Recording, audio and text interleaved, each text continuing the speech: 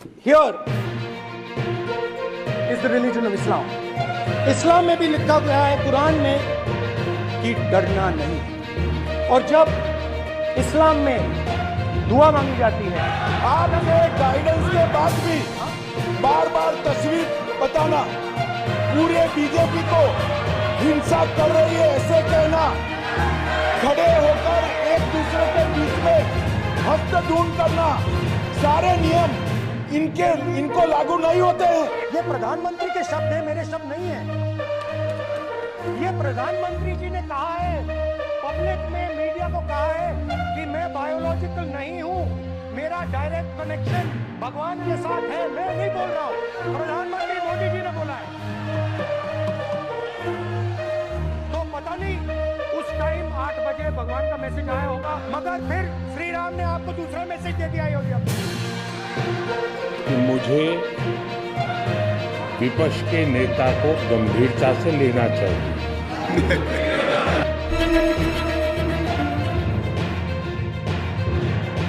So I'd like to start by showing an image of our refuge.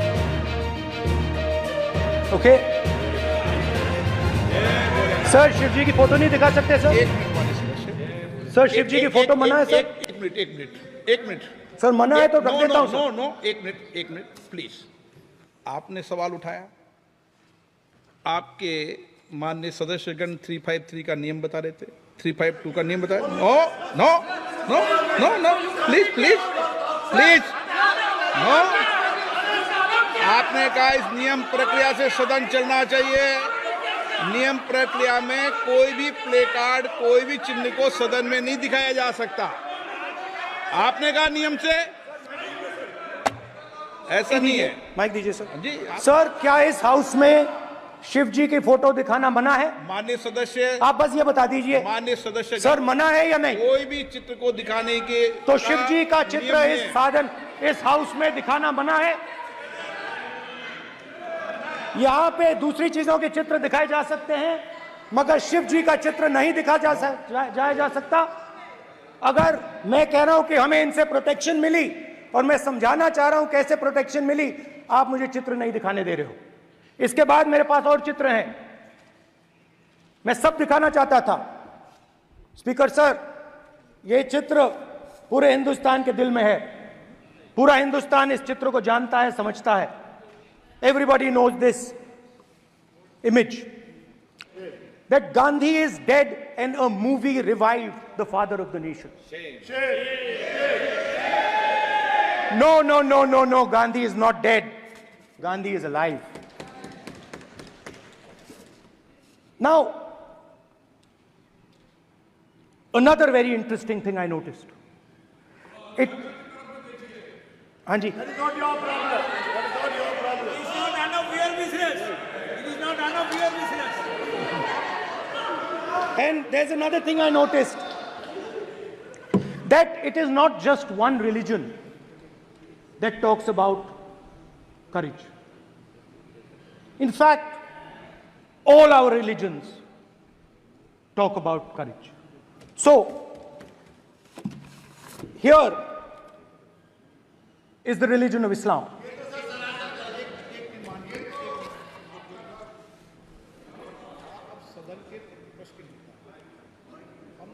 आपसे ये अपेक्षा ठीक है, मैं दिखाऊंगा नहीं सर, कैसे करूं?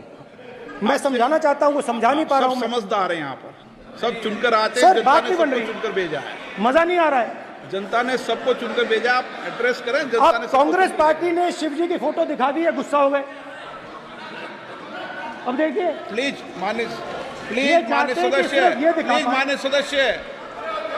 सदस्य आप तो इस्लाम में भी कहा गया है, मैं पढ़ता हूं। एड्रेस इधर करें। He said, एड्रेस इधर करें माननीय सदस्य। हाँ जी सॉरी, इस्लाम में भी लिखा गया है कुरान में,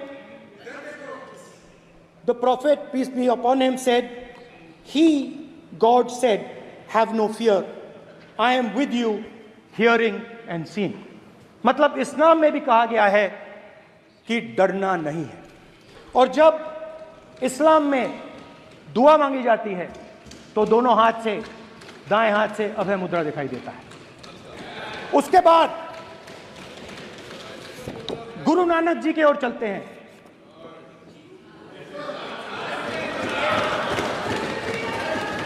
वाहेगुरु जी की फतेह, वाहेगुरु जी का खालसा। जिस धर्म पर आप हर रोज आक्रमण करते हो, गुरु नानक जी जो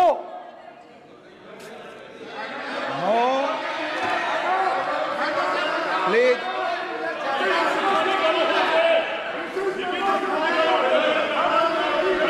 no please please please please please माननीय सदस्य please Guru Nanak ji please के माननीय चित्र में भी सदस्य, हम इनको इस तरीके से पूछते हैं, आप इस तरीके से टेबल पे मत रखो। सर कहाँ रखूं सर? तरीका ठीक सर कहाँ नहीं रखूं? है। यहाँ रख दूं सर?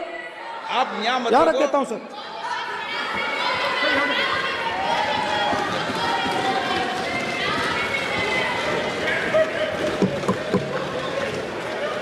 सर गुरु नानक जी के चित्र में भी आपको अभय मुद्रा दिखाई देगा। गुरु नानक जी भी कहते हैं कि डरो मत, डराओ मत। और पंजाब से गुरु नानक जी मेक्का तक गए, थाईलैंड तक गए, अफगानिस्तान गए, श्रीलंका गए, किसी से हिंसा नहीं की, अहिंसा की बात की, सत्य की बात की, और किसी को उन्होंने अपनी जिंदगी में नहीं डराया। उसके बाद जीसस क्राइस्ट की इमेज देखिए, उसमें भी आपको अभय मुद्रा दिखाई देगा। जीसस क्राइस्ट की इमेज में भी अभय मुद्रा, डरो मत, डराओ मत। और जीसस क्राइस्ट ने कहा कि अगर आपको कोई थप्पड़ मारता है तो दूसरा गाल दिखा दो। उसके बाद बुद्ध भगवान, अभय मुद्रा।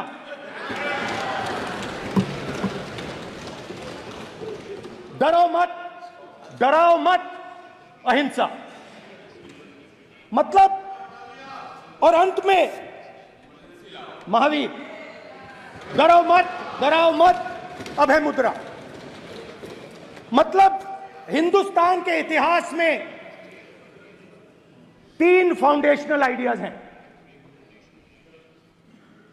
मोदी जी ने अपने भाषण में एक दिन कहा कि हिंदुस्तान ने किसी पर आक्रमण नहीं किया। उसका कारण है क्योंकि यह देश अहिंसा का देश है। यह देश डर का देश नहीं है। तो हमारे सारे के सारे महापुरुषों ने अहिंसा की बात की, डर मिटाने की बात की। डरो मत, डराओ मत, डरो मत, डराओ मत। और दूसरी तरफ शिव जी कहते हैं डरो मत, डराओ मत, अभय मुद्रा दिखाते हैं, अहिंसा की बात करते हैं, त्रिशूल को जमीन में गाड़ देते हैं। और जो लोग अपने आप को हिंदू कहते हैं वो 24 घंटा हिंसा, हिंसा, हिंसा, नफरत, नफरत, नफरत, असत्य, सत्य, असत्य।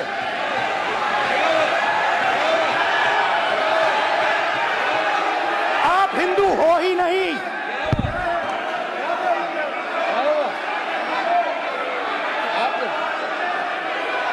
Just get me that picture of Shiva.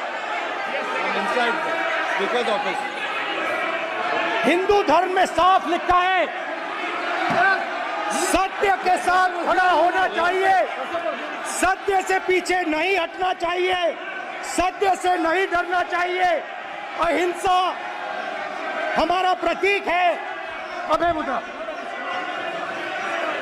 ऐसे कीजिए, ऐसे कीजिए, अभय मुद्रा।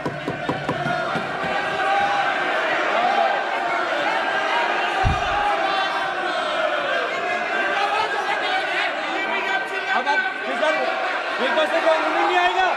Prime minister will not speak. Then Prime Minister will speak. This will happen. If you are doing this, it will repeat again. भाई भाई भाई सुना सुना। माननीय ये आप बात समझिए, आप बात समझिए। ये इसलिए चिल्ला रहे हैं क्योंकि तीर जाके दिल में लगा है। अगर आप हिंदू धर्म के जो महापुरुष हैं, महापुरुष छोड़िए, अगर आप शिव जी को देखें तो क्या हो रहा है सर?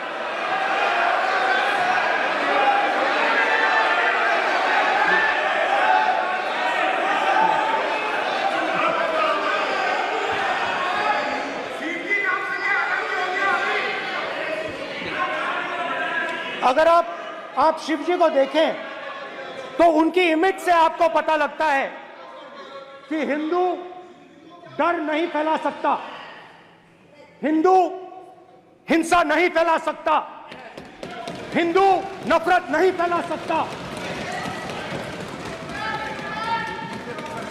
और बीजेपी 24 घंटा नफरत, हिंसा, नफरत, हिंसा, नफरत, हिंसा। स्पीकर सर, कहां तक इन्होंने डर फैला दिया है?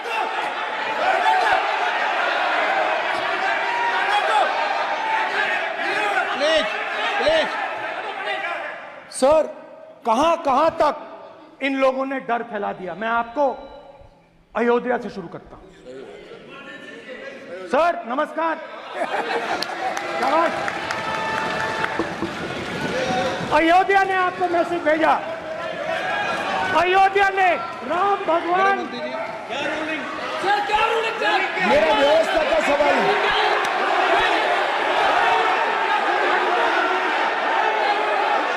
इस सदन के नियमों की पुस्तिका, इससे कुछ सदस्यों को क्या मुक्ति दे दी गई है?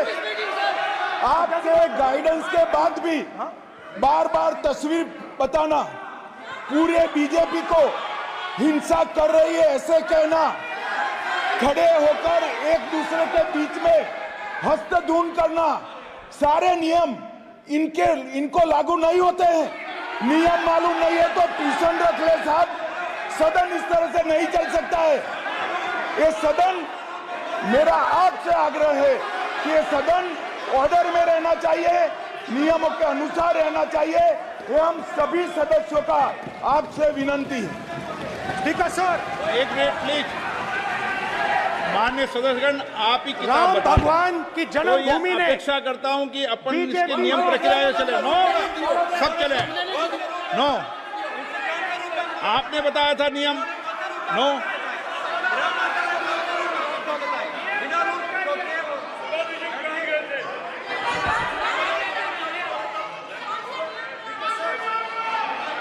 माइक दीजिए सर। हाँ सर, मेरा सवाल है सर, इस माइक का कंट्रोलर किसके हाथ में? प्लीज बैठिए, बैठिए सर ये ऑफ होता है, प्लीज, बीच में माने ऑफ हो बैठिए जाता है। प्लीज। ये बार कई बार विषय उठ गई और बहुत गंभीर, और माननीय सदस्य, आप प्रतिपक्ष के नेता हैं, आप सदन के बाहर भी ये बात कहते हैं कि माइक बंद कर देते हैं। मैंने कई बार आग्रहपूर्वक किया कि आसन पर इस तरीके का आरोप नहीं लगाएं। नो, प्लीज बात सुनिए। आसन पर सभी दल के, प्लीज, आसन पर सभी दल के लोग बैठते हैं और सभी दल के लोग सभापति तालिका पे हैं, और सब जानते हैं कि एक व्यवस्था होती है, जिस भी माननीय सदस्यों को आग्रह किया जाता है बोलने का वो बोला जाता है, और जिसको आग्रह नहीं किया जाता उसका माइक चालू नहीं होता। आप बोलने के लिए खड़े, आपका माइक कभी बंद नहीं हुआ, कभी बंद नहीं हुआ। आप अगर आसन में जो भी विराज रहे हैं वो अगर आपका नाम नहीं पुकारते हैं तब माइक चालू नहीं होता। ये व्यवस्था हमेशा इस सदन की रही है, पुराने में भी और नए में भी। कभी आसन पे व्यक्ति पर माइक का कंट्रोल नहीं होता। दूसरा, माननीय प्रतिपक्ष के आप नेता हैं और आपसे ये अपेक्षा की जाती है कि आप लोकसभा की प्रक्रिया का संचार नियम का पालन करें, संविधान की जो व्यवस्थाएं दे रखी है उसकी पालन करें और सदन में बोलते समय किसी भी धर्म को के ऊपर ऐसा आक्षेप नहीं करें जिससे पूरे देश के अंदर विषय पैदा हो। यह आपसे अपेक्षा की जाती है।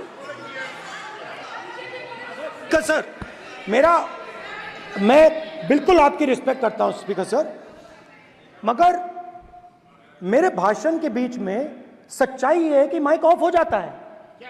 मैं क्या करूं, हो जाता है वो। अब आपने देखा मैंने अयोध्या शब्द यूज किया और माइक ऑफ हो गया। नो, अरे ये प्रधानमंत्री मोदी जी के टाइम पे आधा पैर आएगा क्या? तो अयोध्या ने राम भगवान की जन्मभूमि, प्लीज ब्रदर, राम भगवान की जन्मभूमि ने बीजेपी को मैसेज दिया और ये आपके सामने मैसेज बैठे हुए हैं। मैंने इनसे पूछा, कल कॉफी पी, इनसे मैंने पूछा बताइए ये हुआ क्या? बीजेपी ने राम मंदिर का इनॉग्रेशन किया, बोलने दीजिए, राम मंदिर का इनॉग्रेशन किया। अरे भाई आप हार गए, उसको शर्म करिए। नाम बोलने की कोई जरूरत नहीं है, मैं भाषण दे रहा हूं, आप नहीं दे रहे हो। मुझे बोलना है जो बोलना है, मुझे नाम लेने की कोई जरूरत नहीं, मुझे जो बोलना है मैं बोलूंगा। तो अयोध्या ने मैसेज दिया और मैंने इनसे पूछा कि हुआ क्या, और इनका जवाब आया। मैंने उनसे पूछा कि आपको कब पता लगा कि आप अयोध्या में जीत रहे हो, और आपने कहा पहले दिन से मुझे पता था। सही बात। और मैंने कहा ये क्या हुआ? उन्होंने कहा राहुल जी, अयोध्या में एयरपोर्ट बना, अयोध्या की जनता से जमीन छीनी गई और आज तक उन्हें मुआवजा नहीं मिला है। उन्होंने कहा, सही बात, उन्होंने कहा कि अयोध्या में जो भी छोटे छोटे दुकानदार थे, जो भी छोटी छोटी बिल्डिंग्स थी, उन सारों को तोड़कर गिरा दिया गया और उन लोगों को सड़क पर कर दिया गया। इन्होंने यह भी कहा कि अयोध्या के इनॉग्रेशन में अयोध्या की जनता को बहुत दुख हुआ, क्योंकि इनॉग्रेशन में अदानी जी थे, अंबानी जी थे, मगर अयोध्या का कोई नहीं था। और ये कारण था कि अयोध्या की जनता में, उनके दिल में नरेंद्र मोदी जी ने भय डाल दिया। उनकी जमीन ले ली, उनके घर गिरा दिए, और फिर अयोध्या के गरीब लोगों को, किसानों को, मजदूरों को मंदिर के इनॉग्रेशन तक नहीं जाने दिया। मंदिर के इनॉग्रेशन छोड़ो, उसके बाहर भी नहीं जाने दिया। और इसीलिए अयोध्या की जनता ने सही मैसेज भेजा। अच्छा, इन्होंने मुझे एक और बात बोली, 3 बार इन्होंने कहा कि 3 बार नरेंद्र मोदी ने टेस्ट किया, 2 बार क्या मैं अयोध्या से लड़ जाऊं? और सर्वेयर्स ने कहा अयोध्या में मत लड़ जाना, अयोध्या में मत लड़ जाना, अयोध्या की जनता हरा देगी। और इसीलिए प्रधानमंत्री वाराणसी गए और वहां बच के निकले।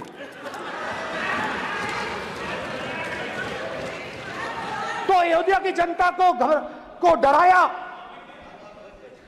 पूरे देश को डरा दिया। मैं आपको बताता हूं, आज सुबह में आया, राजनाथ सिंह जी ने मुस्कुरा के मुझे नमस्ते की, और मोदी जी बैठे हैं, मुस्कुराहट नहीं, सीरियस,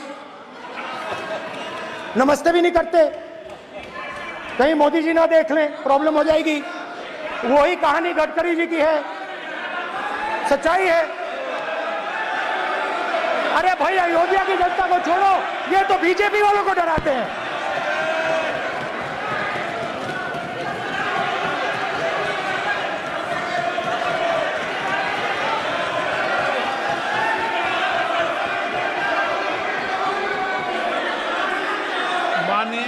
सर क्या है? माननीय प्रतिपक्ष के नेता, एक मिनट, माननीय प्रतिपक्ष के नेता, आप सदन के वरिष्ठ नेता हैं। मेरा आपसे आग्रह है कि राष्ट्रपति अभिभाषण पर डिबेट हो रही है, इसकी गरिमा, राष्ट्रपति अभिभाषण की गरिमा रखे ना। ये तो अपेक्षा आपसे सब करते हैं कि आप राष्ट्रपति अभिभाषण पे बोले, नीतियां पे बोले, कार्यक्रमों में बोले। अब व्यक्तिगत रूप से नहीं, अगर आप ये उचित मानते हैं क्या? स्पीकर सर, ये उचित है? अगर आपकी पार्टी इसको उचित मानती है तो मुझे कुछ नहीं कहना। स्पीकर सर, माननीय अध्यक्ष जी, लोकतंत्र ने और संविधान ने मुझे सिखाया है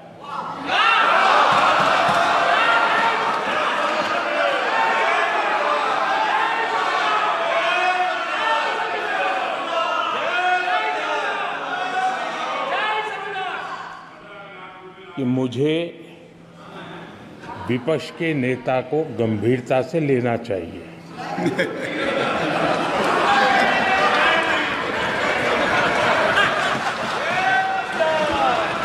स्पीकर सर, आपने कहा कि डिबेट प्रेसिडेंट्स एड्रेस पे होनी चाहिए। ये जो मैंने किया है, अनुराग ठाकुर जी ने अयोध्या की बात की थी, अनुराग ठाकुर जी ने सनातन धर्म पर आक्रमण की बात की थी, इसीलिए मैंने ये किया है। मैं दिखाना चाहता हूं कि अयोध्या में क्या हुआ, अयोध्या की सच्चाई क्या थी। प्रेसिडेंट्स डिबेट में उन्होंने बात उठाई थी, मैंने बात बंद की। प्रधानमंत्री जी को अच्छी लगी अयोध्या के बाद अच्छी लगी, डर फैलाया और ऑपोजिशन का रिस्पांस एक साथ मिलकर भारत जोड़ो यात्रा, सारे के सारे ऑपोजिशन, पूरा देश एक साथ मिलकर कन्याकुमारी से कश्मीर तक चला। और जो आपने डर फैलाया उसके बारे में यात्रा में बहुत कुछ सुनने को मिला। अभी तक याद है, सुबह 7 बजे 7-8 बजे की बात थी, यात्रा में चल रहे थे, एक महिला आती है, हमारे साथ चलती है, मेरा हाथ पकड़ती है और घबराई हुई सी थी। तो मैंने पूछा क्या हुआ, वो मुझे कहती है मुझे मार रहा है, मुझे मार रहा है। मैंने पूछा कौन मार रहा है, कौन मार रहा है? बेटी बचाओ, बेटी की दुविधा सुनाई नहीं दे रही, बेटी का दर्द नहीं सुनना चाहते, भारत की महिलाओं का दर्द नहीं सुनना चाहते। मैंने पूछा कौन मार रहा है, कहता है मेरा पति मार रहा है। मैंने कहा क्यों? कहती है सुबह का खाना नहीं दे पाई। मैंने कहा क्यों? खरीद नहीं पाई, महंगाई है, महंगाई है, खरीद नहीं पाई, खाना नहीं पका पाई, इसलिए मुझे मार पिट रही है। मैंने कहा बहन क्या करूं, कैसे आपकी मदद करूं? कहती हैं आप कुछ मत कीजिए, आप कुछ मत कीजिए, आप सिर्फ ये बात याद रखिए कि महंगाई के कारण हिंदुस्तान में हजारों महिलाओं को सुबह पीटा जा रहा है। उसके शब्द हैं, मेरे शब्द नहीं हैं। गैस सिलेंडर, महंगाई, तो आपने गरीबों को, महिलाओं को डराने का काम किया। शिव जी कहते हैं डरो मत, डराओ मत। आपने हिंदुस्तान की महिलाओं को महंगाई से हर रोज डराया है। कुछ दिन पहले मैं पंजाब में अग्निवीर के परिवार से मिला। सुनिए अग्निवीर के परिवार से मिला। छोटा सा घर था, छोटा सा घर था।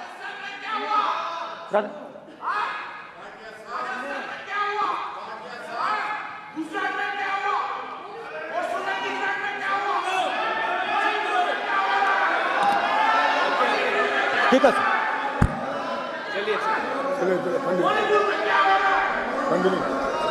छोटे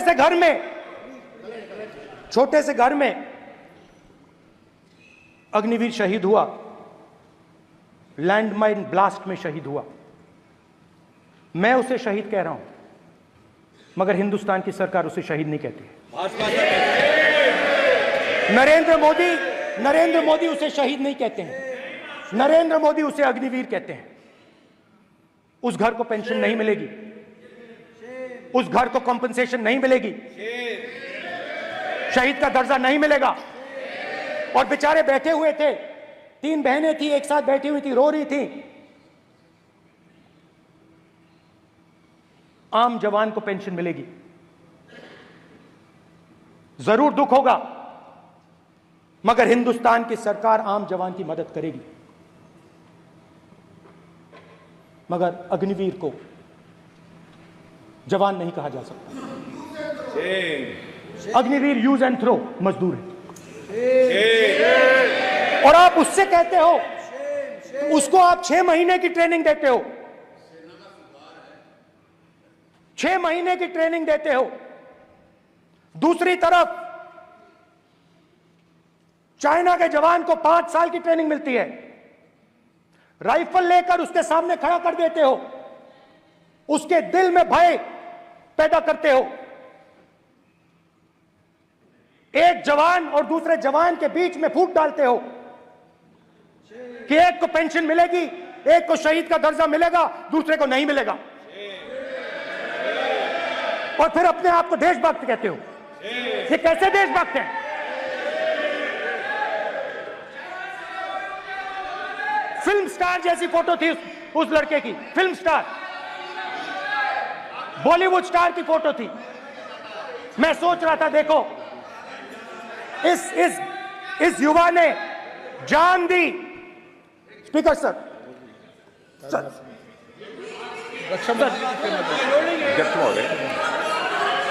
अध्यक्ष महोदय, एक आदमी सब पर भारी। अध्यक्ष महोदय, मैं नेता प्रतिपक्ष से अनुरोध करना चाहूंगा, गलत बयानी करके सदन को गुमराह करने की कोशिश। गलत नहीं है सर, गलत नहीं है सर। कर लेना चाहता हूं कि युद्ध के दौरान अथवा सीमाओं की सुरक्षा के दौरान यदि हमारा कोई अग्निवीर का जवान शहीद होता है तो उसके 1 करोड़ रुपए की धनराशि सहायता के रूप में उसके परिवार को मुहैया कराई जाती है। इस प्रकार की गलत बयानी से सभी को गुमराह करने की कोशिश नहीं की जानी चाहिए। संसद में अध्यक्ष। स्पीकर सर, स्पीकर सर देखिए, स्पीकर सर देखिए, राजनाथ सिंह जी की एक राय है, मेरी एक राय है। सच्चाई अग्निवीरों को मालूम है, हमें बोलने की जरूरत नहीं है। अग्निवीर को किस चीज का सामना करना पड़ता है, शहीद का दर्जा मिलता है या नहीं मिलता है, कॉम्पनसेशन मिलता है नहीं मिलता है, पेंशन मिलती है नहीं मिलती है, वो उसको मालूम है। पॉइंट ऑफ ऑर्डर है मान्यवर। अब सदन के सामने 2 स्टेटमेंट हुए, एक हुआ विपक्ष के नेता का, दूसरा हुआ माननीय राजनाथ सिंह जी का, रक्षा मंत्री जी का। ये कहते हैं कि 1 करोड़ रुपया नहीं मिलता है, श्री राजनाथ सिंह ने अधिकृत रूप से कहा कि मारे जाने वाले अग्निवीर को जो शहीद होता है उसको 1 करोड़ रुपया मिलता है। उनको फैक्चुअल पोजीशन सदन पर रखनी चाहिए मान्यवर। ये सदन झूठ बोलने की जगह नहीं है मान्यवर, यहाँ सच बोलना चाहिए। और अगर ये नहीं रखते हैं तो उनको ये सत्यापन नहीं करते अपने स्टेटमेंट का, तो उनको सदन और देश से और अग्निवीरों से माफी मांगनी चाहिए माननीय।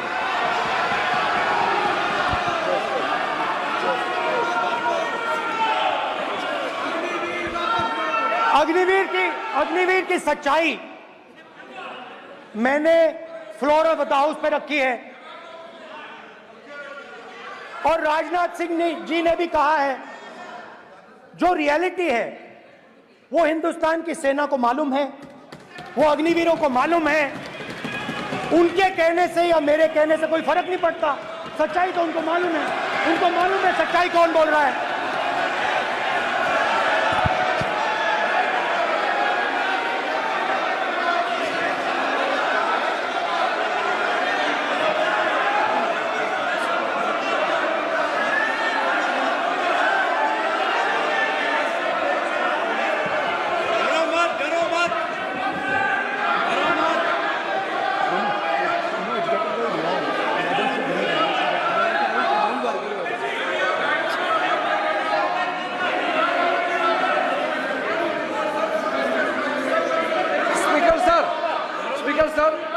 अभी डरो मत, डरो मत। मेरा छोटा सा अनुरोध है, क्योंकि सर ये विषय गंभीर है और अभी माननीय गृह मंत्री जी ने जो बात रखे हैं कि 2 स्टेटमेंट जो रक्षा मंत्री जी ने बताया सदन को और माननीय विपक्ष के नेता राहुल गांधी जी ने जो स्टेटमेंट रखा है, इसमें इन्होंने जो कहा है कि रक्षा मंत्री बोलने से क्या फर्क पड़ता है, इतना हल्का फुल्का कैसे स्टेटमेंट दे सकता है लीडर ऑफ ऑपोजिशन। इसलिए सर इन्होंने जो बात रखा है पुष्टि करना चाहिए और हम लोग भी सर नियम के मुताबिक अपना बात रखेंगे सर।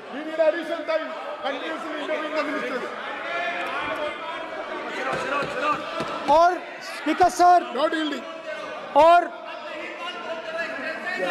स्पीकर सर, देश की सेना जानती है, पूरा देश जानता है कि अग्निवीर स्कीम सेना का स्कीम नहीं है, पीएमओ का स्कीम है। और पूरी सेना जानती है कि स्कीम प्राइम मिनिस्टर का ब्रेन चाइल्ड था, स्कीम सेना का ब्रेन चाइल्ड नहीं था। जैसे नोटबंदी की गई वैसे ही आर्बिट्री तरीके से। अध्यक्ष महोदय, अध्यक्ष महोदय, मैं नेता प्रतिपक्ष से विनम्रता पूर्वक अनुरोध करना चाहता हूं कि कृपया वह सदन को गुमराह करने की कोशिश न करें। अग्निवीर योजना के संबंध में बहुत सारे लोगों से 158 ऑर्गेनाइजेशन के साथ सीधा संवाद स्थापित हुआ है, उनके सुझाव लिए गए हैं, तब यह अग्निवीर योजना लाई गई है और बहुत सोच समझकर यह योजना लाई गई है। और मैं यह भी स्पष्ट कर देना चाहता हूं, इस प्रकार की योजनाएं दुनिया के कई देशों में है, यूएस में है, यूके में है, वहां पर किसी को कोई किसी प्रकार की आपत्ति नहीं है। अब बिना अग्निवीर योजना के बारे में समझे, बिना उस संबंध में कोई पूरी जानकारी हासिल किए इस तरीके से सदन को गुमराह करना, इसे कदापि उचित नहीं ठहराया जा सकता। महोदय, मैं तो आपसे यह अनुरोध करूंगा, इसे सदन की कार्रवाई से बाहर निकाला जाना चाहिए। आपको देखिए, सिंपल सी बात है स्पीकर सर, इनको अग्निवीर अच्छा लगता है, आप उसको रखिए, हम उसको बदल देंगे, हटा देंगे। सिंपल सी बात है, हमारी सरकार आएगी, अग्निवीर को हम हटा देंगे, क्योंकि हम सोचते हैं कि अग्निवीर सेना के खिलाफ है, जवानों के खिलाफ है, देशभक्तों के खिलाफ स्कीम है। हम इस स्कीम को नहीं चाहते।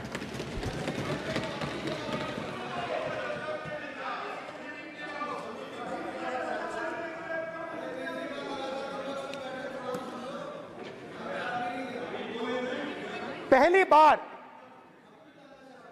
हिंदुस्तान की हिस्ट्री में जनता से स्टेट्स छीने गए हैं। जम्मू कश्मीर लद्दाख से आपने पहली बार स्टेट छीना है। मणिपुर को आपने सिविल वॉर में डुबा दिया है। मणिपुर को आपने और आपकी योजनाओं ने, आपकी पॉलिटिक्स ने जला दिया है। और आज तक हिंदुस्तान के प्रधानमंत्री मणिपुर नहीं गए हैं। ऐसा लगता है कि मणिपुर हिंदुस्तान का प्रदेश नहीं है। प्रधानमंत्री के लिए मणिपुर स्टेट ही नहीं है। मणिपुर में सिविल वॉर हो ही नहीं रही है। और एक बार बयान दिया हमने, मतलब प्रेशर लगाया, हम गए, हमने प्रधानमंत्री से कहा एक मैसेज दे दीजिए, मणिपुर चले जाइए, जनता की वहां रक्षा कीजिए। नहीं,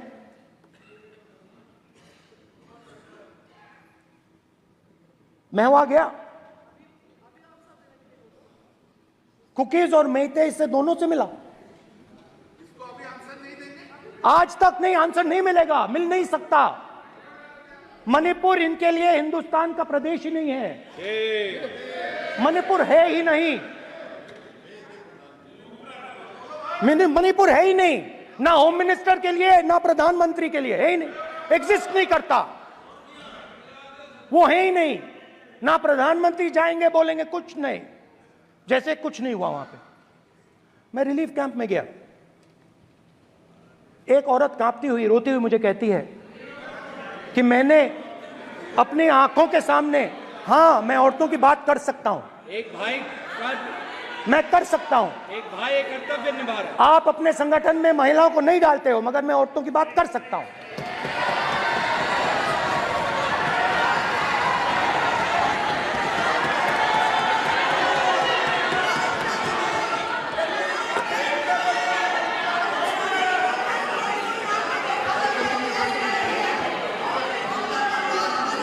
मुझे कहती है मैंने अपने आंखों के सामने, मेरे आंखों के सामने मेरे बच्चे को गोली मारी गई।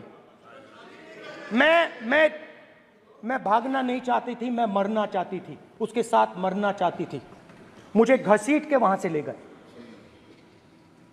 और फिर मेरे को अपने बच्चे की फोटो दिखाती है, कांपती हुई ऐसे फोटो दिखाती है। ये आपकी योजनाओं का नतीजा है। आपको शर्म आनी चाहिए।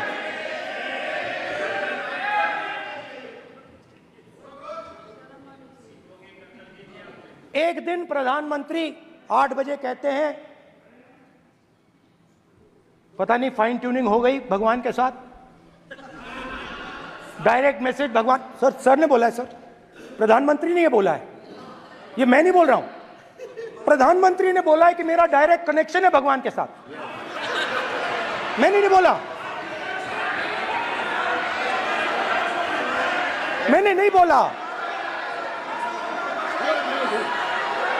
Social media chief also told भगवान जगन्नाथ। एक मिनट प्लीज, एक मिनट तो एक मिनट माननीय राहुल गांधी जी, एक मिनट, माननीय सदस्य एक मिनट प्लीज, एक मिनट रविशंकर जी प्लीज, एक मिनट। माननीय सदस्यगण, आप वरिष्ठ नेता हैं, सदन के नेता होते माननीय प्रधानमंत्री जी, और हम सबको माननीय प्रधानमंत्री जी का सम्मान करना चाहिए। ये सदन में हमेशा उच्च कोटि की परंपरा मर्यादा रही है। नो सर नहीं, गौरव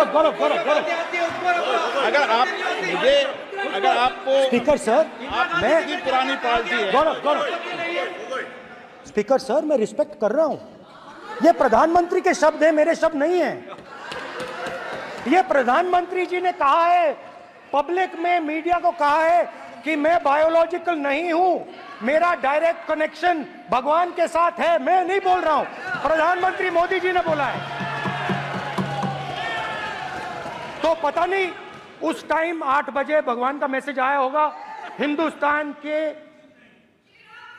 हिंदुस्तान, वही मगर फिर श्री राम ने आपको दूसरा मैसेज दे दिया अयोध्या में। भगवान का मैसेज आया होगा, मोदी जी नोटबंदी कर दीजिए। नोटबंदी कर दिया, डायरेक्ट ऊपर से आया मैसेज, ऑर्डर आया खटाक। और अलग अलग ऑर्डर आते हैं। अदानी जी वाला ऑर्डर आता है, बंबई एयरपोर्ट अदानी जी को ऊपर से ऑर्डर आता है, खटाखट ऑर्डर आते हैं।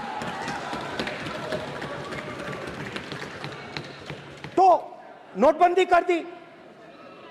स्मॉल और मीडियम बिजनेसेस जो हैं, जो हिंदुस्तान की रोजगार की रीढ़ की हड्डी है, बैकबोन है, उड़ा दिया, खत्म कर दिया।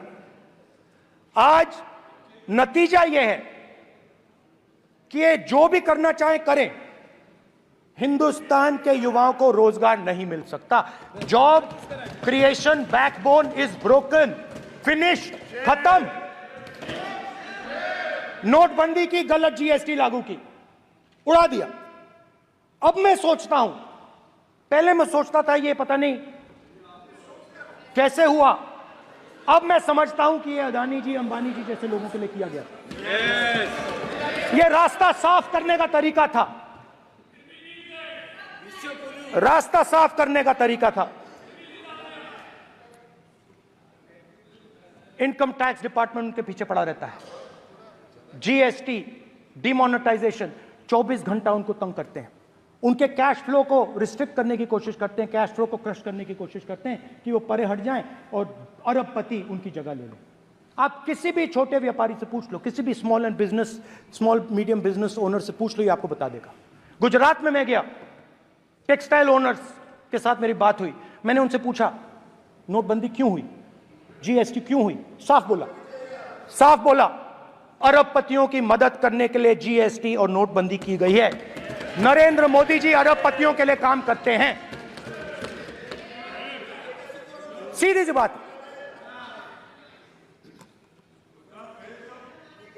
मैं जाता रहता हूं और आपको गुजरात में हराएंगे इस बार। आप लिख के ले लो, आपको ऑपोजिशन इंडिया गठबंधन गुजरात में हराने जा रहा है।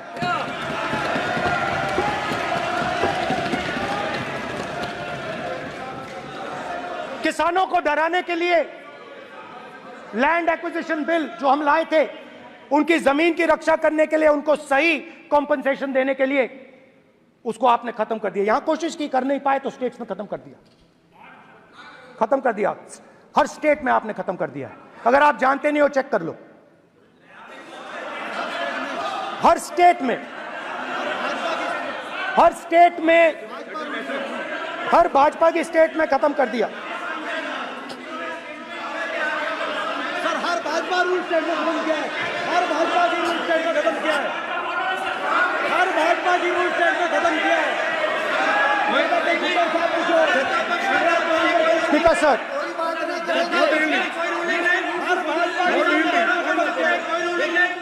खट्टर साहब ने कोई निर्देश नहीं, कोई निर्देश नहीं। सत्ता पक्ष बार खड़े होकर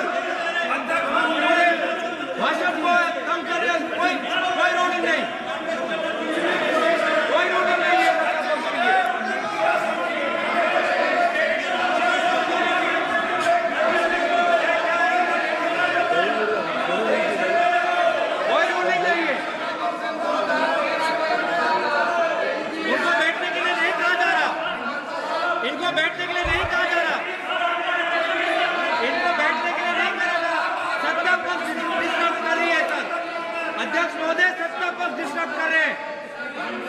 अध्यक्ष महोदय सत्ता पक्ष डिस्टर्ब कर रहे हैं। किसानों को ये देखिए सर, ये देखिए just give me a list of BJP states. आप किताब लेके क्यों खड़े हो? कानून बनाना चाहते हो? आप क्या बोलना चाहते हैं, कानून से बताओ। स्पीकर का डायरेक्शन है सर, स्पीकर का डायरेक्शन 115, और वो ये कहता है सर, वो ये कहता है कि कोई भी मेंबर कोई भी मेंबर यदि अपनी बातें कहना चाहता है, जैसे अग्निवीर के बारे में उन्होंने कहा या स्टेट के बारे में कहा, उनको ऑथेंटिकेट करना पड़ेगा, नहीं तो माफी मांगनी पड़ेगी। ये आपका डायरेक्शन है 115(1) और 115(2). इसीलिए वो जो बातें कह रहे हैं उसको ऑथेंटिकेट करें, चाहे अग्निवीर के लिए चाहे वो किसानों के लिए कह रहे हैं। ये आपका डायरेक्शन है।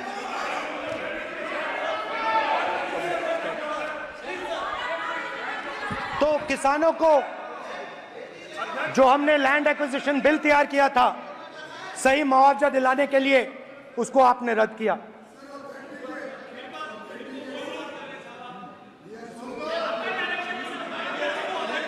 विल ऑथेंटिकेट कर देंगे, ऑथेंटिकेट कर देंगे, कर देंगे हम ऑथेंटिकेट।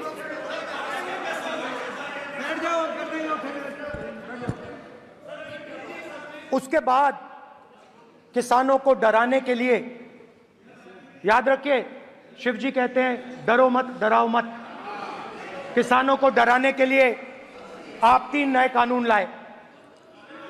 प्रधानमंत्री ने उनसे कहा कि ये आपके फायदे के कानून हैं। सच्चाई थी कि वो अदानी जी अंबानी जी के फायदे के कानून थे। हिंदुस्तान के सारे किसान खड़े हो जाते हैं। आज तक सड़क ब्लॉक है। अगर आप वहां जाएंगे आज तक आपको दिखेगा कि वो सड़क जिस पे किसान आए थे वो आज तक बंद पड़ी हुई। हरियाणा में 2 जगह किसान खड़े हो गए, कहते हैं नहीं ये हमारा नहीं है, आप हमारे से हमारी मेहनत का फल छीनना चाहते हो, हम इस बात को एक्सेप्ट नहीं करेंगे। आप उनसे बात नहीं करते, आप उनको कहते हो, आप बात नहीं करते।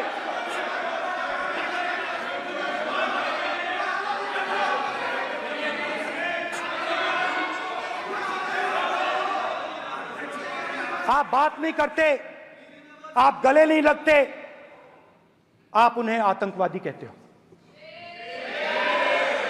आप कहते हो ये सब आतंकवादी हैं।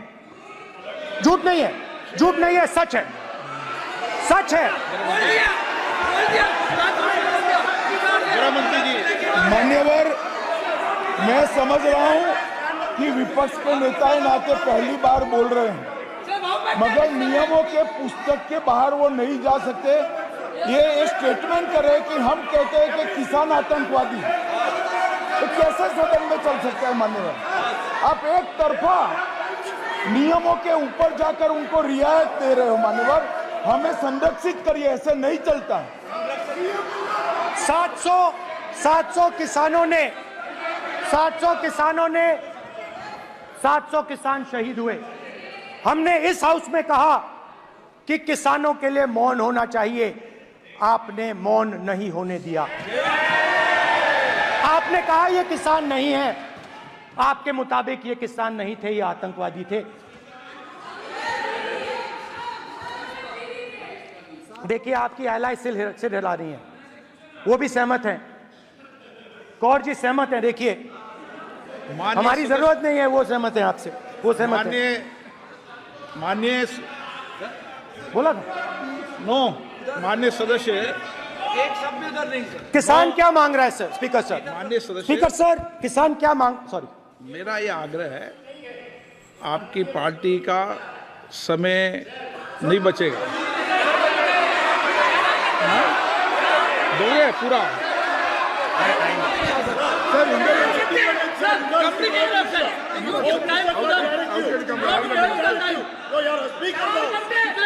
आप नहीं बोलेंगे, ये बोलेंगे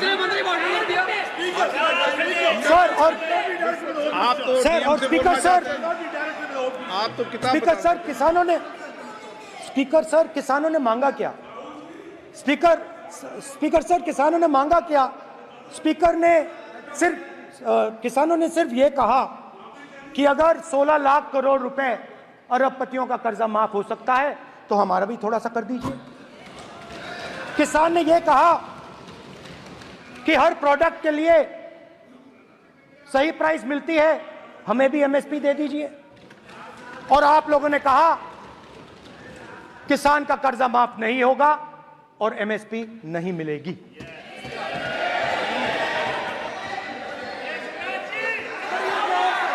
माननीय अध्यक्ष महोदय, ये गलत बयानी कर रहे हैं।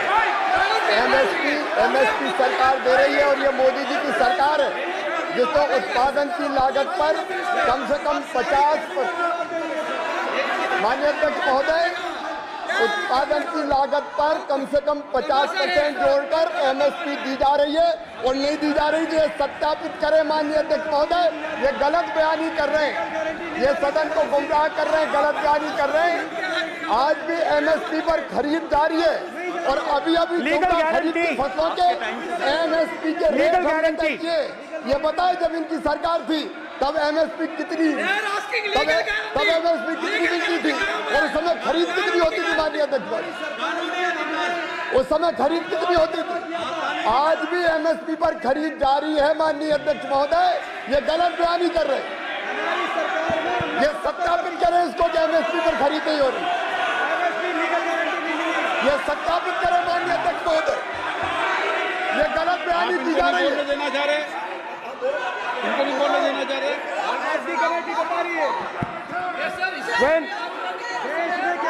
स्पीकर सर, एमएसपी जब मैं speaker sir, MSP with legal guarantee, speaker sir, the issue is MSP with legal guarantee, not just MSP. MSP is being given. The issue is Kisans want MSP with legal guarantee, which you are not ready to give them. तो किसानों में आपने डर डाला, भय डाला, महिलाओं में महंगाई, गैस सिलेंडर, सेना में अग्निवीर, हर व्यक्ति के लिए आप लोगों ने भय का कोई ना कोई पैकेज दिया, गिफ्ट दिया, तोहफा दिया. स्टूडेंट्स की बात करते हैं. जो आप 2000 साल पहले की बात करते हो, थोड़ी सी भविष्य की भी बात कर देते हैं, इंडिया के फ्यूचर की बात कर देते हैं. रोजगार तो आपने खत्म कर दिया, नोटबंदी, जीएसटी, जो आपने स्मॉल एंड मीडियम बिजनेसेस थे उनको खत्म करके, युवाओं को आर्मी में अपॉर्चुनिटी मिलती थी, अग्निवीर उनके लिए आपने दे दिया, वो खत्म कर दिया, रास्ता ब्लॉक कर दिया. पब्लिक सेक्टर को आप प्राइवेटाइज करते हैं, वो रास्ता बंद कर दिया. और अब एक नया फैशन निकला है, नीट.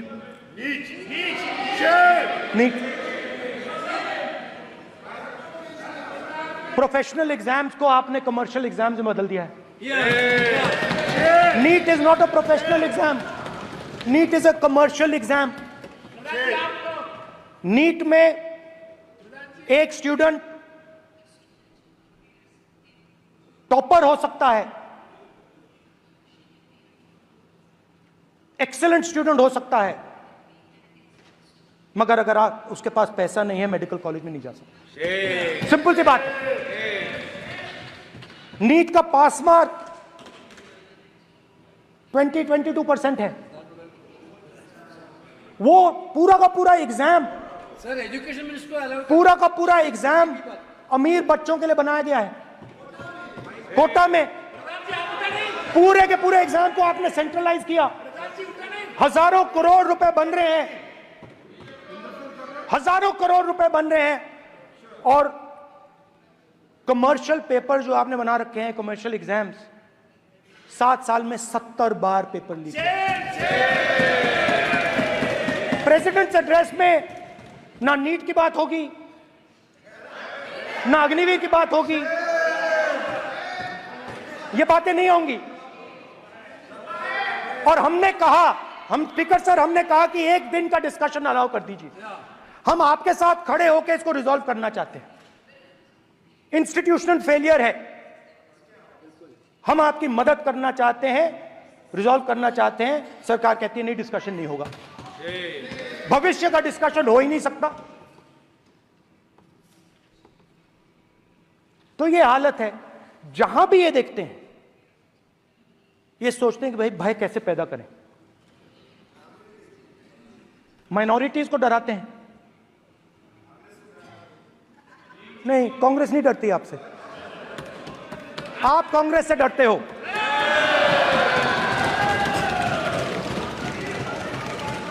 हिंसा, नफरत, माइनॉरिटीज के खिलाफ, मुसलमानों के खिलाफ, सिखों के खिलाफ, क्रिश्चियंस के खिलाफ। और माइनॉरिटीज ने क्या किया? माइनॉरिटीज ने क्या किया? हर स्फीयर में हिंदुस्तान को रिप्रेजेंट करते हैं, नाम रोशन करते हैं। पत्थर जैसे हिंदुस्तान के साथ एक साथ खड़े हैं,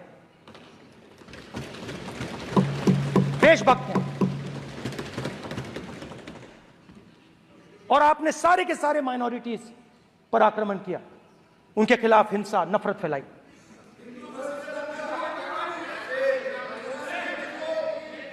तो शिव जी कहते हैं, सर देखिए मेरा वो हटा दिया आपने सर, वो देखिए सर हटा दिया, कैमरा से हटा दिया। चेहरा देखिए, चेहरा देखिए। सदस्य, सर देखिए वापस आ गया सर, हटाओ। मान्य सदस्य, ये देखो, एक मिनट देखा सर आपने? एक मिनट देख लिया? एक मिनट ये सर मैं प्लीज एक मिनट सर प्लीज एक मैं मिनट सर इतना कहना चाहता हूँ। प्लीज मान्य सदस्य प्लीज। नहीं ये ठीक नहीं है। नो नो नहीं, एक मिनट मान एक मिनट प्लीज एक मिनट।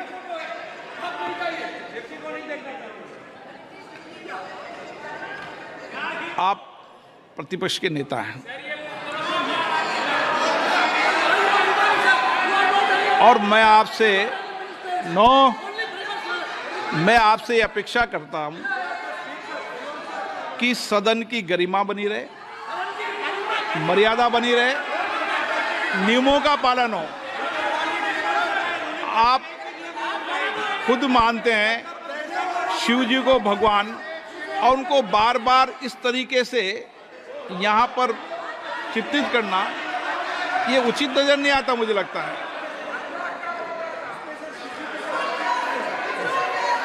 स्पीकर सर देखिए, रूल्स की किताब पढ़ोगे आप? रूल्स में है कि आप कोई भी चित्र को नहीं दिखा सकते सदन में, आप किसी बात का नाम नहीं ले सकते, आप नियम प्रक्रियाओं से नहीं बोल रहे हैं। सदन की मर्यादा, नियम प्रक्रिया इससे चलती है, आपने बनाया, सबने बनाया है। स्पीकर सर,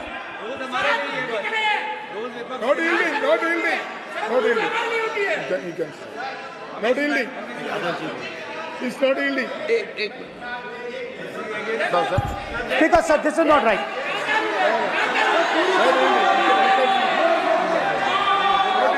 सर, माननीय स्पीकर महोदय, मैं आपका ध्यान रूल 356 की तरफ आकृष्ट करना चाहता हूं।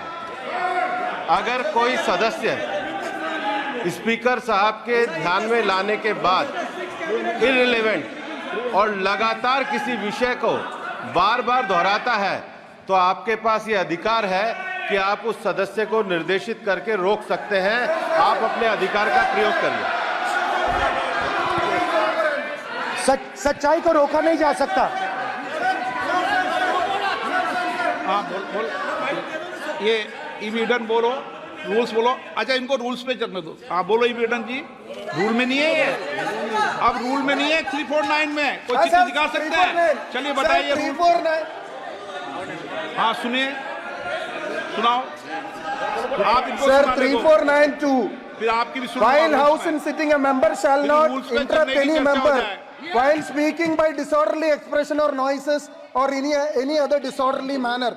Sir, in the same way, sir, number बोलो sir 349 Sir, while the house is in sitting, 2 shall not interrupt any member while speaking by disorderly expression or noises or any other disorderly manner.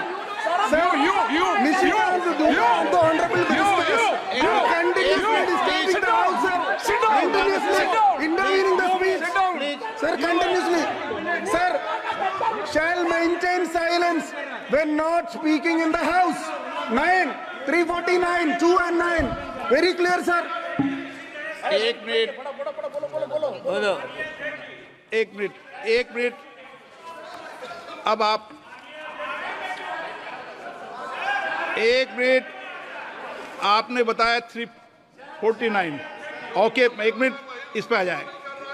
सभा में झंडे, प्रतीक या कोई भी प्रदर्शित वस्तु प्रदर्शित नहीं करेंगे।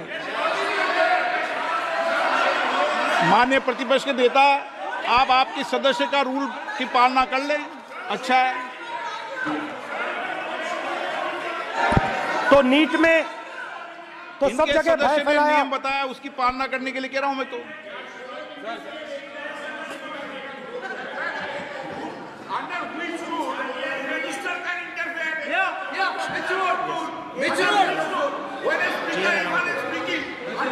Almost all ministers intervene.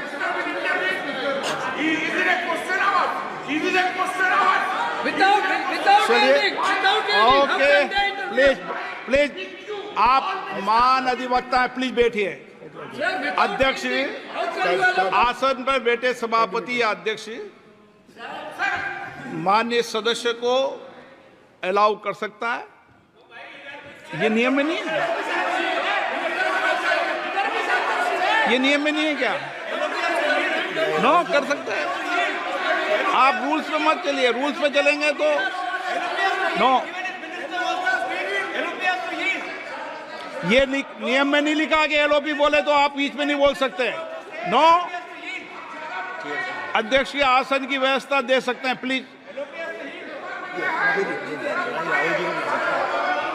चलो Sir, you have allowed 2 ministers, 3 ministers, and I want to make very short references. Read this. 352. A member while speaking shall not make personal reference by way of making an allegation, imputing a motive to or questioning the bona fides of any other member of the House. Okay, Has Rahul Gandhi made reference to आप any other 351 member? Sir, ये हुआ नहीं।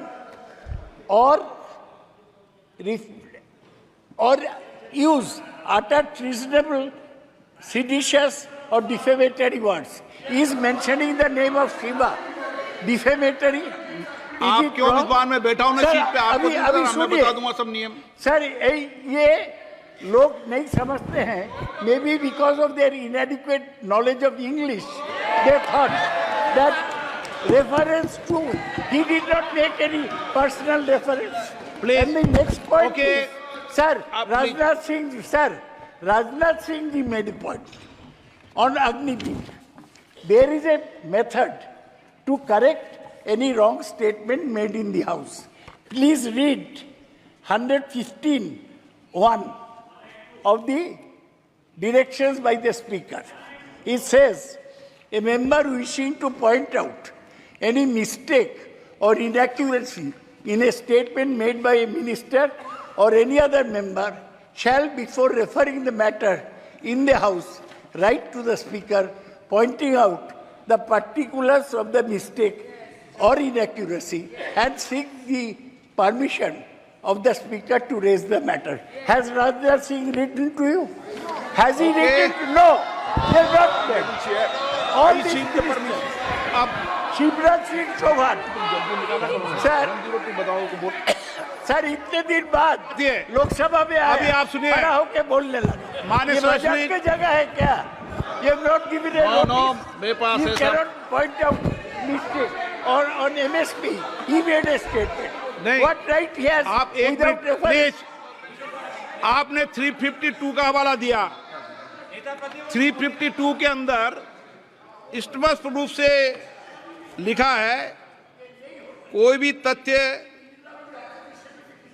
ऐसे कभी भी नहीं बोले जाएंगे जो इस सदन का सदस्य नहीं है। मैं अपेक्षा करूंगा कि प्रतिपक्ष के नेता इन नियम प्रक्रियाओं की पालना करें।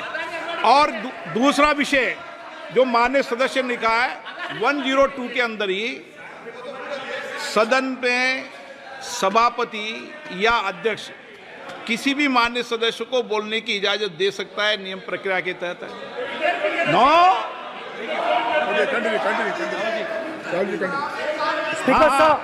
स्पीकर सर मेरी परमिशन से किसी को भी अलाउ कर सकता हूं, और मेरी बिना परमिशन के कोई नहीं बोला है। See, sir, Speaker sir, NEET students spend years and years preparing for their exam. Their family supports them financially, emotionally. And the truth is that NEET students today do not believe in the exam. Because they are convinced that the exam is designed for rich people, not meritorious people. I have met a number of NEET students, every single one of them tells me that the exam is designed to create a quota for rich people and to create a passage for them into the system, and is designed not to help poor students. Now, इससे भी बहुत डर होता है। महीनों पढ़ाई करते हैं, ये पता नहीं कि भैया एग्जाम लीक हो जाएगा नहीं होगा, अगर पास भी हो गए तो पैसा कहां से आएगा। तो उधर भी इन लोगों ने भय डालने का काम किया। तो जहां भी ये देखते हैं ये भय डालते हैं। सेना में, युवाओं में, किसानों में, मजदूरों में, महिलाओं में, डिसेबल्ड में भी। और मैं ये भी कह सकता हूं कि सिर्फ बाकी हिंदुस्तान में भी नहीं, मगर अपनी पार्टी में भी भय है। आपकी पार्टी में डर है, भय है, सच्चाई है। देखो अब आप चिल्ला नहीं रहे हो, अब आप शांत हो, अब बिल्कुल शांत हो। सच्चाई बोल दी, चिल्ला नहीं रहे, चुप। क्योंकि आपकी ट्यूनिंग डायरेक्टली प्रॉब्लम क्या है, आप चिल्ला भी नहीं सकते क्योंकि कनेक्शन नहीं। सर मैं बोल रहा हूं, सर समझा रहा हूं, स्ट्रक्चर बोल रहा हूं।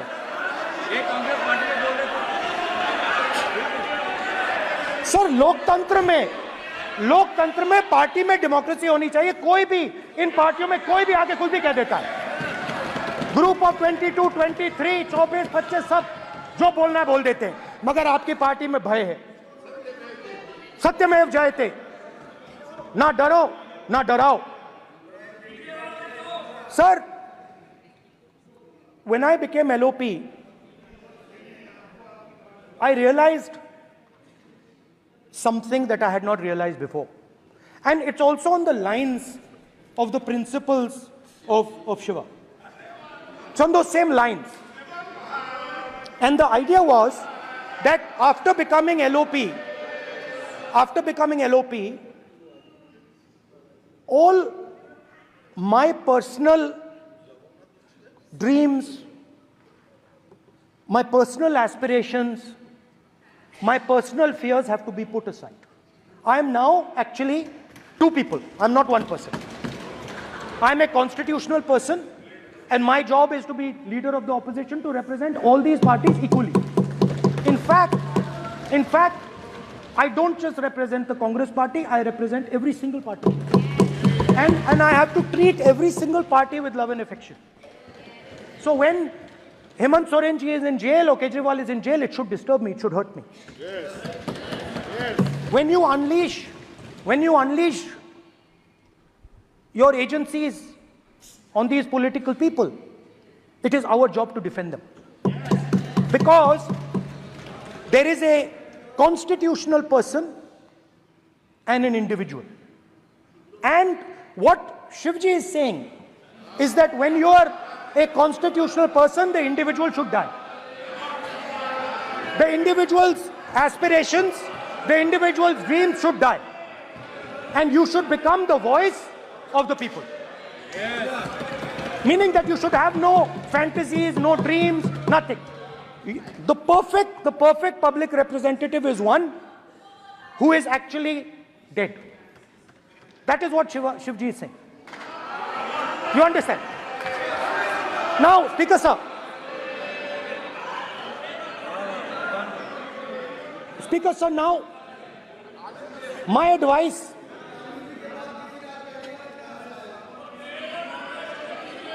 So there are two structures now.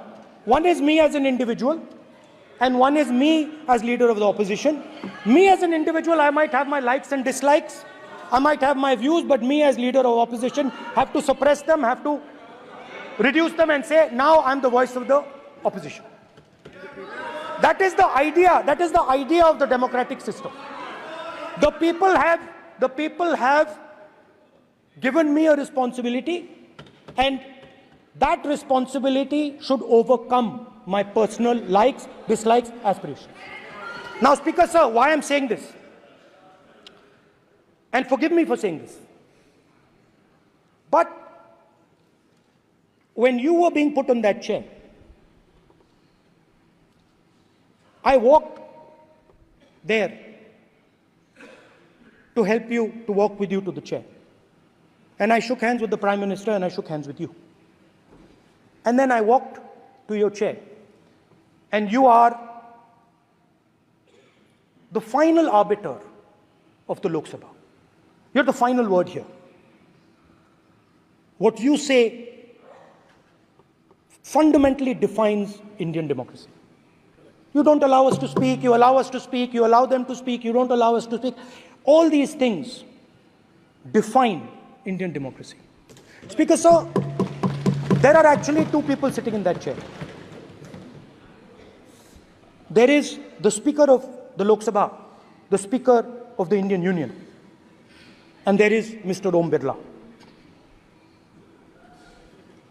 When Modi ji went and shook your hand, and I went and shook your hand, I noticed something.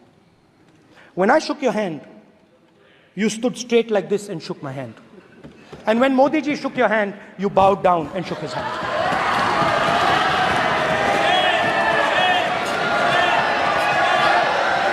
ये आसन के सामने आरोप है, ये चेयर के सामने आरोप कर रहे हैं माननीय। Now, with all respect, sir.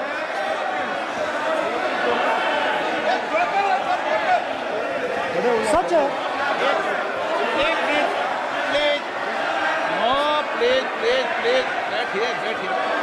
No, please, बैठिए, प्लीज। प्लीज बैठिए,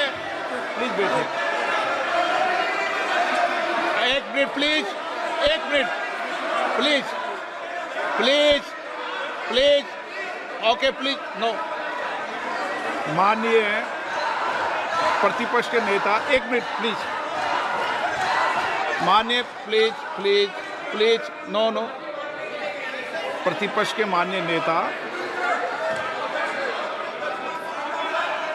माननीय प्रधानमंत्री सदन के नेता हैं, और मुझे मेरी संस्कृति संस्कार ये कहते हैं, व्यक्तिगत जीवन में भी, सार्वजनिक जीवन में भी, और इस आसन पर भी, जो हमसे बड़े हैं उनको झुककर नमस्कार करो। मुझे यही सिखाया है, और बराबर वालों से बराबर का व्यवहार करो, यही मुझे सिखाया है। और इसीलिए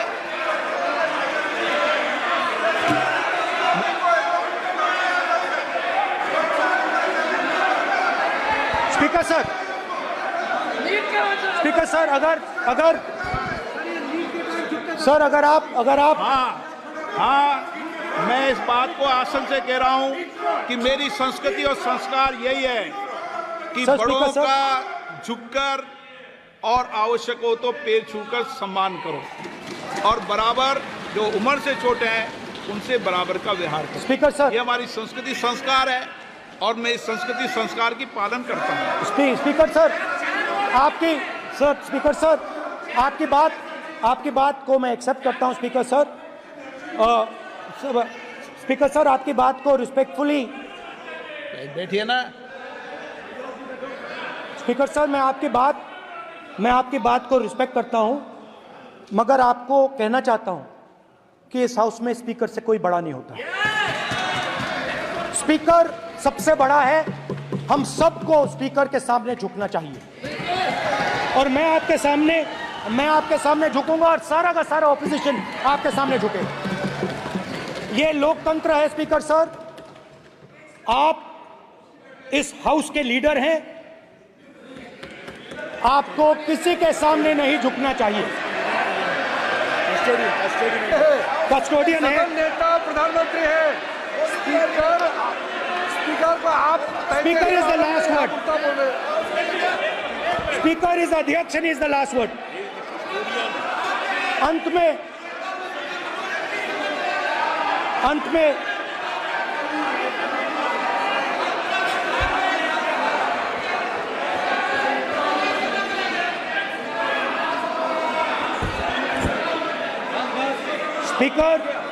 Speaker is the last word in the Lok Sabha, and in that spirit, Speaker is the last word in the Lok Sabha, and in that spirit, as members of the Lok Sabha, we are subservient to the Speaker. I believe that. Now, there might be people in this room who think they are not, but I think the entire opposition believes that we are subservient to you, sir. And we will listen to what you say, and we will bow in front of you. But the only thing I request, Speaker, sir, is it is important that there is fairness in this house. Now, I gave a speech, Speaker, sir, and it was interrupted throughout. Now, this time is going to be taken away from my colleagues. And I think that is unfair. Finally, I'd like to say that the principles that allowed us to fight are in our traditions. Truth, courage, non-violence. And they're in all our religions. And what you have come to represent today is untruth, a complete lack of courage, and violence. And my recommendation to you, if you take it, this country has a government and you are the government. And you are, whether we like it or not, you are the government of India. Elected by the people. And I agree to that. But I would say to you that as individual members, as the cabinet, you do not spread fear in this country.